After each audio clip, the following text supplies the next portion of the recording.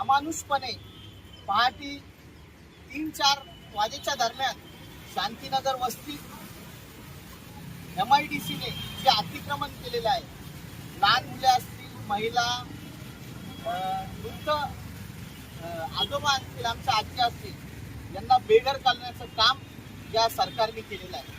या प्रशासनाचा प्रथमतः मी धिक्कार निषेध व्यक्त करतो. त्यामुळे आज राष्ट्रीय रिपब्लिकन पक्षाच्या वतीने आम्ही या ठिकाणी प्रशांती खरात यांच्या नेतृत्वाखाली हे जे विराट आंदोलन आहे, ज्या घरांचा उद्ध्वस्त केलेला आहे, त्या घरांच्या मागणीसाठी जे आंदोलन आहे, त्या आंदोलनाला पाठिंबा देण्यासाठी आम्ही या ठिकाणी उपस्थित झालेलो आहोत. प्रशासनाच्या अत्यंत राजकीय द्वेषातून ही कारवाई झालेली दिसताना दिसत आहे.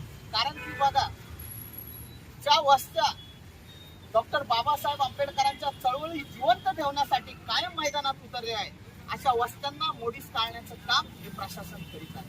या प्रशासनाला विनंती वजा इशारा आहे, लवकरच आहे त्या ठिकाणी 5 एकर जागा संपूर्ण शांतीनगर झोपडपट्टीतील वासियांना रेसिडेन्शियल झोन म्हणून, म्हणजे कायमस्वरूपी निवासी क्षेत्र जाहीर करावा व आमचे उद्योग मंत्री आहे उदय सामंत यांना लवकरच आम्ही राष्ट्रीय अध्यक्ष अण्णासाहेब पटेल यांच्या आदेशाने त्यांची भेट घेऊन त्यांना निवेदन सादर करणार आहे. या नाशिकचे पालकमंत्री गिरीश महाजन असतील, महाराष्ट्राचे मुख्यमंत्री देवेंद्र फडणवीस असतील, उपमुख्यमंत्री एकनाथजी शिंदे असतील, सर्वांना आम्ही निवेदन सादर करणार आहोत. कारण हा विषय फक्त एका वस्तीपुरता मर्यादित नसून हा विषय एका चळवळीच्या वस्तीचा आहे. हा विषय एका संघर्षाचा आहे. तुम्ही माणसाला माणूस म्हणून जगू देणार आहात की नाही? भारतीय संविधानात डॉक्टर बाबासाहेब आंबेडकरांनी सर्वांना न्याय, हक्क व समान राहण्याचा अधिकार दिलेला आहे. तुम्ही कुठल्याही प्रकारे सकाळी उठाल आणि आमच्या गरीब वस्तीतील लोकांना बेघर कराल, हे कुठवर चालणार आहे? आता हे कुठंतरी थांबलं पाहिजे. तुम्ही बघत आला असाल, प्रशासनाला माहिती आहे प्रशांत खरात फक्त नाशिकमध्ये बसू नाही शकत, आंदोलनासाठी विराट घेऊन वर्षा बंगल्यावर देखील येऊ शकतात, एवढी नाशिकच्या भीमसैनिकांमध्ये ताकद आहे. आणि प्रशासनाने यापूर्वी प्रशांत खरात यांचा मोर्चा मुंबईपर्यंत लॉंग मार्च देखील बघितलेला आहे. त्यामुळे प्रशासनाला विनंती आहे, आमचे आहे त्या ठिकाणी घरं बसवली गेली पाहिजेत. तो जो झोन आहे 40 एकरचा जो झोन आहे, तुम्ही 5 एकर सोडून 35 एकर मध्ये तुम्हाला काय डेव्हलपमेंट करायची करा, पण बिचारा गरीब वस्तीतील लोकांना हटवू नका.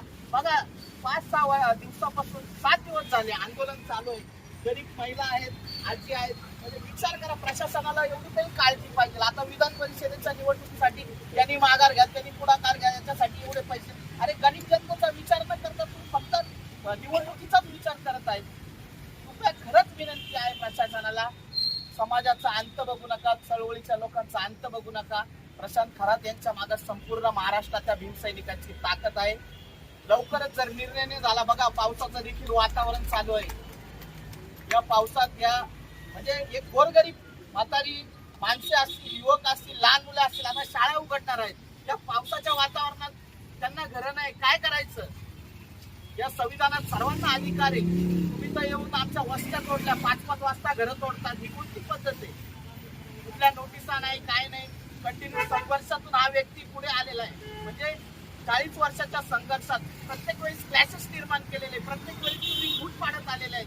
इथं ही परवानगी दिली. अरे आत्ता जो निर्णय होईल प्रसंग हा कायमस्वरूपी झाला पाहिजे. आणि हा निर्णय उत्तर राष्ट्रीय रिपब्लिकन पक्ष असेल, आमचा समस्त भीमसैनिक महाराष्ट्राचा असेल, हा प्रशांत भाऊ खरात सर्व शांतीनगरच्या झोपडपट्टी वासींच्या पाठीशी खंबीरपणे उभा आहे. आता आपल्या समोर तुम्ही काही मंत्र्यांना मिटिंगसाठी फोन लावलेला आहे. भेट घेतल्यानंतर आमची प्रामुख्याने हीच मागणी असणार आहे की ती वस्ती 5 एकर जागा मिळावी आणि कायमस्वरूपी रेसिडेन्शियल झोन कसा यासाठी खंबीरपणे प्रयत्न करणार आहे. प्रशांत भाऊ कायमच राष्ट्रीय रिपब्लिकन पक्ष असेल, सर्व भीमसैनिक महाराष्ट्रात आमचे आदेश भाऊ पगार जिल्हाध्यक्ष. म्हणजे तुम्ही बघा, एक वस्ती कार्यकर्ते पदाधिकारी या मोर्चाला आंदोलनाला पाठिंबा देण्यासाठी रोज येत आहे. म्हणजे प्रशासनाने खरोखरी दखल घेतली पाहिजे, अन्यथा हे विराट वर्षा बंगल्यावर गेल्याशिवाय राहणार नाही. हा एक इशारा देतो. थांबतो. जय भीम.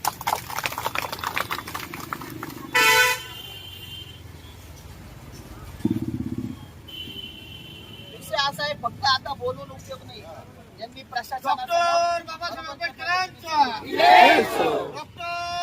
आंबेडकरांच्या मागे भक्कमपणे आपण एक आधार द्यायचा आहे. आणि आपण प्रशासनाला या पावसाच्या आत विनंती करत आहोत, नाही तर आपल्या स्टाईलने, आपल्या भीमसैनिकांच्या स्टाईलने जी काही पुढे वाटचाल होईल मग त्याला प्रशासन जबाबदार राहील.